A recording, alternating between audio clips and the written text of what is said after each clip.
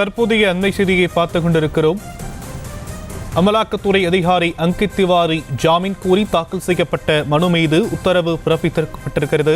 அங்கித் திவாரியின் ஜாமீன் மனு தள்ளுபடி செய்யப்பட்டிருக்கக்கூடிய அண்மை செய்தியை பார்த்துக் கொண்டிருக்கிறோம். விவரங்களை உடைய செய்தியாளர் பிரேம்குமார் வழங்க நாம் கேட்கலாம். பிரேம்குமார், இந்த உத்தரவுல என்னென்ன விஷயங்களாம் குறிப்பிடப்பட்டிருக்கு? சாம், அதாவது திண்டுக்கல் அரசு மருத்துவக் கல்லூரி மருத்துவர் சுரேஷ் பாபுவிடம் ரூபாய் 20 லட்சம் லஞ்சம் வாங்கிய வழக்கில் கடந்த டிசம்பர் 1ஆம் தேதி மதுரை அமலாக்கத்துறை அதிகாரி அங்கித் திவாரி திண்டுக்கல் மாவட்ட லஞ்ச ஒழிப்புத்துறை போலீசார் கைது செய்தனர்.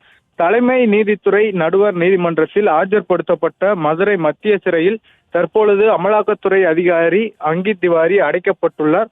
மேலும் கைது செய்யப்பட்டு 60 நாட்களுக்கு மேலாகியும் இதுவரை லஞ்ச ஒழிப்புத்துறை போலீசார் குற்றப்பத்திரிகை தாக்கல் செய்யப்படவில்லை.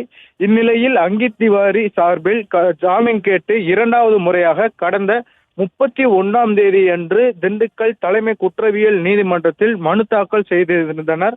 மேலும் மனு மீதான விசாரணை கடந்த 1ஆம் தேதி அன்று நடைபெற்றது. பின்னர் 5ஆம் தேதியான நேற்று மனுவை ஒத்திவைத்தார் நீதிபதி.